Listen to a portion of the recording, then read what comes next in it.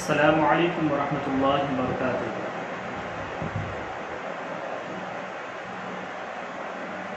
حضرات محترم، آج ہم جانیں گے قربانی کے متعلق کچھ اہم باتیں۔ قربانی کسے کہتے ہیں اور قربانی کس شخص پر واجب ہے، کس دن ہمیں قربانی کرنی ہے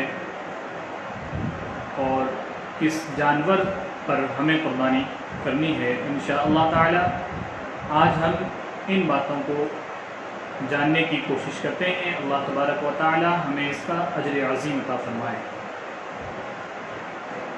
سب سے پہلے ہم جانتے ہیں کہ قربانی کسے کہتے ہیں۔ مخصوص جانور کو مخصوص وقت میں بنیت تقرب ذبح کرنا، اسے قربانی کہتے ہیں۔ اور کبھی کبھی اس جانور کو بھی اضحیہ اور قربانی کہتے ہیں جسے ہم ذبح کرتے ہیں۔ قربانی حضرت ابراہیم علیہ الصلاۃ والتسلیم کی سنت ہے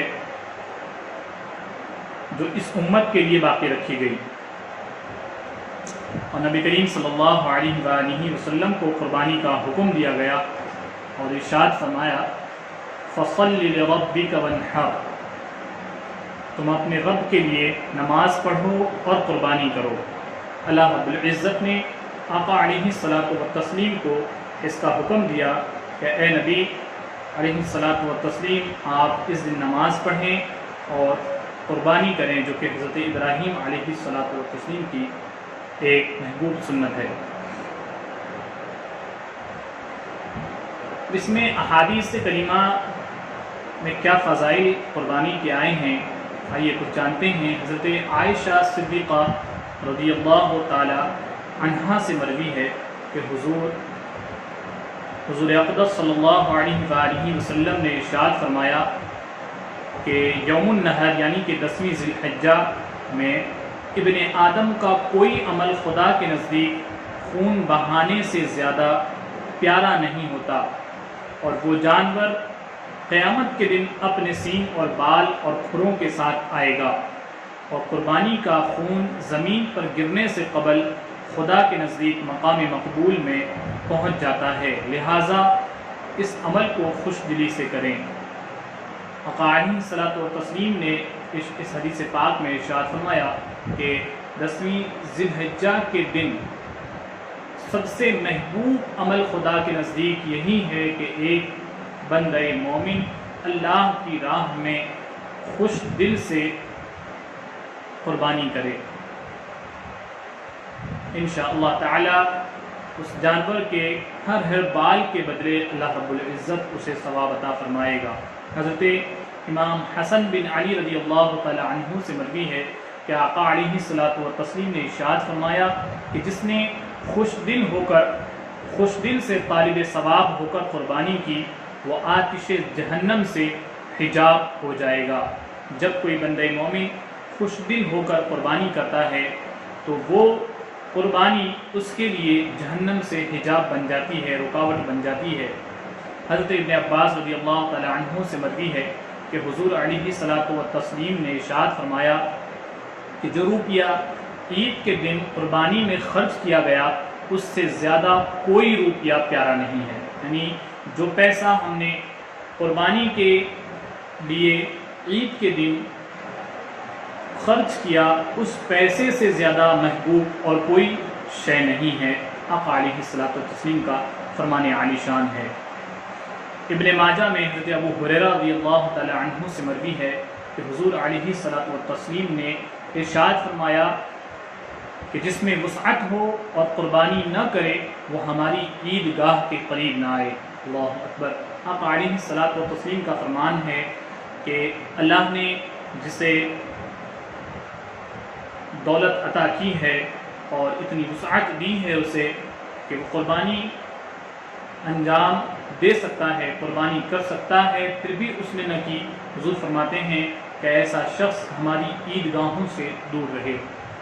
ابن ماجہ میں زید بن ارقم رضی اللہ تعالی عنہ سے مروی ہے کہ آقا علیہ الصلوۃ والتسلیم نے فرمایا کہ یہ قربانیاں کیا ہیں؟ فرمایا کہ تمہارے باپ ابراہیم علیہ السلام کی سنت ہے۔ لوگوں نے عرض کیا رسول اللہ صلی اللہ علیہ وسلم ہمارے لیے اس میں کیا ثواب ہے؟ تو فرمایا ہر بال کے مقابل نیکی ہے۔ عرض کی ان کا کیا حکم ہے؟ فرمایا ان کے ہر بال کے بدلے میں نیکی ہے۔ لوگوں قربانیاں کرو تم کہ اس جانور کے ہر بال کے عوض اللہ رب العزت تمہیں نیکی عطا فرمائے گا۔ یہ اتنے بڑے ثواب کا کام ہے، تو جن اہل خیر حضرات کو اللہ رب العزت نے مال و دولت عطا کی ہے انہیں خاص طور سے قربانی کا فریضہ انجام دینا چاہیے، اور اس سے بڑھ کر ہمارے لیے اچھی بات کیا ہو سکتی ہے؟ خود آقا علیہ الصلوۃ والتسلیم نے اس فریضے کو انجام دیا۔ حضرت امام مسلم حضرت عائشہ صدیقہ رضی اللہ تعالی عنہ سے مروی ہے کہ رسول اللہ صلی اللہ علیہ وسلم نے حکم فرمایا کہ سینگ والا مینڈھا لایا جائے جو سیاہی میں چلتا ہو، سیاہی میں بیٹھتا ہو اور سیاہی میں نظر کرتا ہو، یعنی اس کے پاؤں سیاہ ہوں اور اس کا پیٹ بھی سیاہ ہو اور اس کی آنکھیں بھی سیاہ ہوں۔ وہ قربانی کے لیے حاضر کیا گیا تو حضور علیہ الصلوۃ والتسلیم نے فرمایا عائشہ چھری لاؤ، پھر فرمایا اسے پتھر پر تیز کر لو۔ پھر حضور علیہ السلام نے چھری لی اور مینڈھے کو لٹایا اور اسے ذبح کیا، پھر فرمایا بسم اللہ اللہم تقبل من محمد و آل محمد ومن امت محمد صلی اللہ علیہ وآلہ وسلم، الہی تو اس کو محمد صلی اللہ علیہ وسلم کی طرف سے اور ان کی آل اور امت کی طرف سے قبول فرما۔ خود آقا علیہ الصلوۃ والتسلیم نے اس قربانی کے فریضے کو انجام دیا۔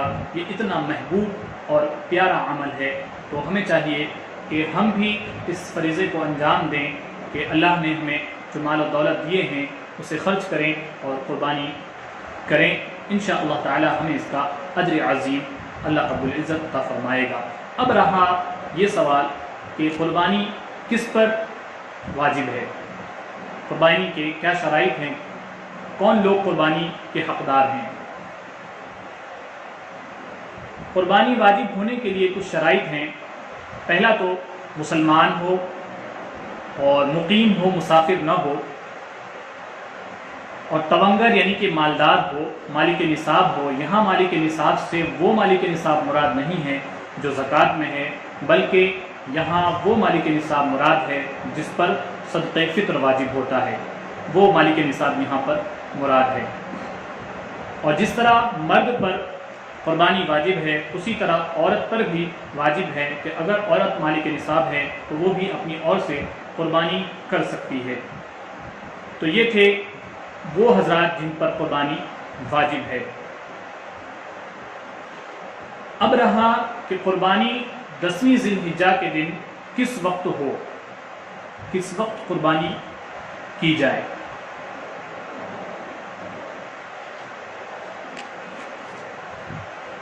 قربانی کا وقت 10ویں ذی الحجہ کے طلوع صبح صادق سے 12ویں کے غروب آفتاب تک ہے، یعنی 3 دن اور 2 راتیں، اور ان دنوں کو ایام نہر کہتے ہیں۔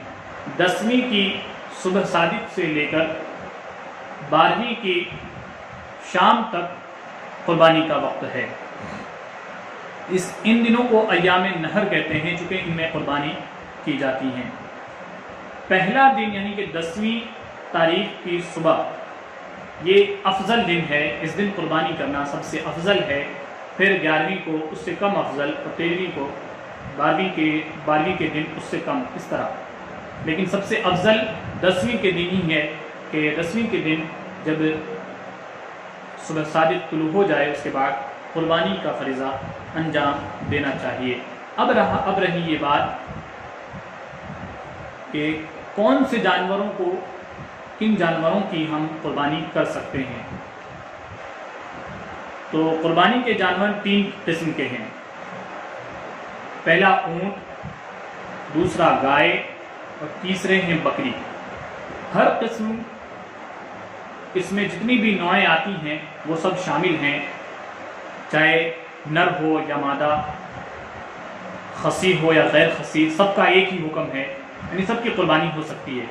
بھینس گائے میں شمار ہے، اس کی بھی قربانی ہو سکتی ہے، اور بھیڑ اور دمبا بکری میں داخل ہے، ان کی بھی قربانی ہو سکتی ہے۔ اب قربانی کے جانور کی عمر کتنی ہو، وہ کتنے سال کا ہو تو ہم اس پر قربانی کر سکتے ہیں۔ تو اونٹ یہ 5 سال کا، گائے 2 سال کی، اور بکری 1 سال کی ہو تو ہم اس کی قربانی کر سکتے ہیں، اس کی قربانی جائز ہے۔ اگر زیادہ ہو تو بہت افضل ہے، لیکن اس سے کم نہیں ہونی چاہیے۔ ہاں، دمبا یا بھیڑ کا 6 ماہ کا بچہ اتنا بڑا ہو کہ دور سے دکھنے میں وہ 1 سال کا معلوم ہوتا ہے تو پھر اس کی قربانی بھی جائز ہے۔ یہ تھی وہ جانور جن کی ہم قربانی کر سکتے ہیں اور ان کی عمر کتنی، جو آپ کو ابھی بتائی گئی۔ اب رہا یہ سوال کہ قربانی کا گوشت یہ ہم کسے دیں اور اس کی تقسیم کا کیا طریقہ ہے۔ قربانی کا گوشت خود بھی کھا سکتے ہیں اور دوسرے شخص غنی یا فقیر کو بھی دے سکتے ہیں، کھلا بھی سکتے ہیں۔ اس کے علاوہ بہترین طریقہ یہ ہے کہ گوشت کے 3 حصے کیے جائیں، ایک حصہ فقراء کے لیے، اور ایک حصہ اپنے دوست اور احباب کے لیے، اور ایک حصہ اپنے گھر والوں کے لیے رکھے۔ اس طریقے سے 3 محبوب ترین طریقہ یہی ہے کہ گوشت کے 3 حصے کرے، ایک حصہ فقراء میں تقسیم کر دے، ایک حصہ اپنے اہل و عیال کے لیے رکھے، اور ایک حصے کو اپنے دوست و احباب میں تقسیم کر دے، کہ بہترین قربانی کا تقسیم کا طریقہ ہے۔ تو یہ تھی قربانی کی کچھ اہم اور ضروری باتیں۔ اللہ رب العزت سے دعا ہے اللہ تبارک و تعالی ہمیں توفیق دے کہ ہم اس نیکی میں خوب سے خوب حصہ لیں اور اسے خوش دلی سے کریں، کسی کے دکھاوے یا تکبر کی وجہ سے نہ کریں۔